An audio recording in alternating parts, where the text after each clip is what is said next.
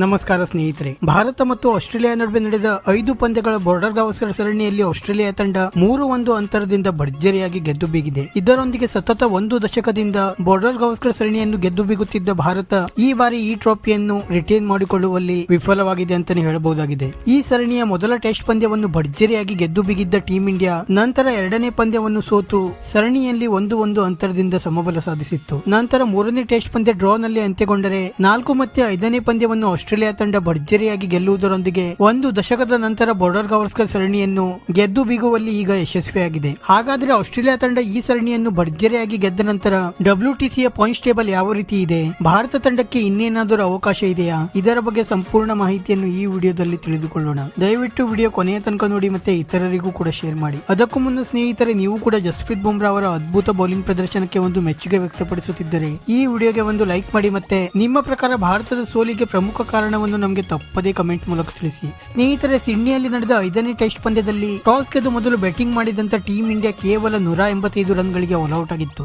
ನಂತರ ಅಷ್ಟೇ ಅದ್ಭುತ ಬೌಲಿಂಗ್ ಪ್ರದರ್ಶಿಸಿದ್ದ ಟೀಂ ಇಂಡಿಯಾ 181 ರನ್ಗಳಿಗೆ ಆಸ್ಟ್ರೇಲಿಯಾ ತಂಡವನ್ನು ಆಲ್ಔಟ್ ಮಾಡುವ ಮೂಲಕ 4 ರನ್ಗಳ ಮುನ್ನಡೆ ಸಾಧಿಸಿತು. ಆದರೆ ಎರಡನೇ ಇನ್ನಿಂಗ್ಸ್ ನಲ್ಲಿ ತುಂಬಾ ಕಳಪೆ ಬ್ಯಾಟಿಂಗ್ ಪ್ರದರ್ಶನ ಮಾಡಿದ್ದ ಟೀಂ ಇಂಡಿಯಾ ಬ್ಯಾಟ್ಸ್ಮನ್ ಗಳು ಕೇವಲ 157 ರನ್ಗಳಿಗೆ ಆಲ್ಔಟ್ ಆಗುವ ಮೂಲಕ ಆಸ್ಟ್ರೇಲಿಯಾ ತಂಡಕ್ಕೆ ಗೆಲ್ಲಲು 162 ರನ್ಗಳ ಗುರಿ ನೀಡಿತ್ತು. 162 ರನ್ಗಳ ಗುರಿ ಬೆನ್ನಟ್ಟಿ 4ನೇ ಇನ್ನಿಂಗ್ಸ್ ಆರಂಭಿಸಿದ ಆಸ್ಟ್ರೇಲಿಯಾ ತಂಡಕ್ಕೆ ಸ್ಯಾಮ್ ಕಾನ್ಸ್ಟಾಸ್ ಮತ್ತೆ ಉಸ್ಮಾನ್ ಖ್ವಾಜಾ ಅವರು ಭರ್ಜರಿ ಬ್ಯಾಟಿಂಗ್ ಪ್ರದರ್ಶಿಸಿ ಉತ್ತಮ ಆರಂಭವನ್ನು ದೊರಕಿಸಿಕೊಟ್ಟರು. ನಂತರ ಪ್ರಸಿದ್ಧ ಕೃಷ್ಣ ಅವರು ಮಾರಕ ದಾಳಿ ನಡೆಸಿ ಕೆಲ ವಿಕೆಟ್ ಪಡೆದರೂ ಕೂಡ ಆಸ್ಟ್ರೇಲಿಯಾ ತಂಡ ಈ ಪಂದ್ಯವನ್ನು 6 ವಿಕೆಟ್ಗಳ ಅಂತರದಿಂದ ಭರ್ಜರಿಯಾಗಿ ಗೆದ್ದು ಬೀಗಿತು. ಇದರೊಂದಿಗೆ ಆಸ್ಟ್ರೇಲಿಯಾ ತಂಡ ಈ ಸರಣಿಯನ್ನು 3-1 ಅಂತರದಿಂದ ಗೆದ್ದು ಬೀಗುವಲ್ಲಿ ಈಗ ಯಶಸ್ವಿಯಾಗಿದೆ. ಹಾಗಾದರೆ ಸದ್ಯದ ವರ್ಲ್ಡ್ ಟೆಸ್ಟ್ ಚಾಂಪಿಯನ್ಶಿಪ್ ನ ಪಾಯಿಂಟ್ಸ್ ಟೇಬಲ್ ಕಡೆಗೆ ನೋಡುವುದಾದರೆ ಸದ್ಯ ಸೌತ್ ಆಫ್ರಿಕಾ ತಂಡ 11 ಪಂದ್ಯವನ್ನು ಆಡಿ 7ರಲ್ಲಿ ಗೆದ್ದು ಮತ್ತೆ 3ರಲ್ಲಿ ಸೋತು 88 ಪಾಯಿಂಟ್ಸ್ ಮತ್ತೆ 66.67 ವಿನ್ನಿಂಗ್ ಪರ್ಸೆಂಟೇಜ್ ನೊಂದಿಗೆ ಮೊದಲ ಸ್ಥಾನಕ್ಕೆ ತಲುಪಿದರೆ ಆಸ್ಟ್ರೇಲಿಯಾ ತಂಡ 17 ಪಂದ್ಯವನ್ನು ಆಡಿ 11ರಲ್ಲಿ ಗೆದ್ದು ಮತ್ತೆ 4ರಲ್ಲಿ ಸೋತು 130 ಪಾಯಿಂಟ್ಸ್ ಮತ್ತೆ 63.73 ವಿನ್ನಿಂಗ್ ಪರ್ಸೆಂಟೇಜ್ ನೊಂದಿಗೆ 2ನೇ ಸ್ಥಾನದಲ್ಲಿದೆ.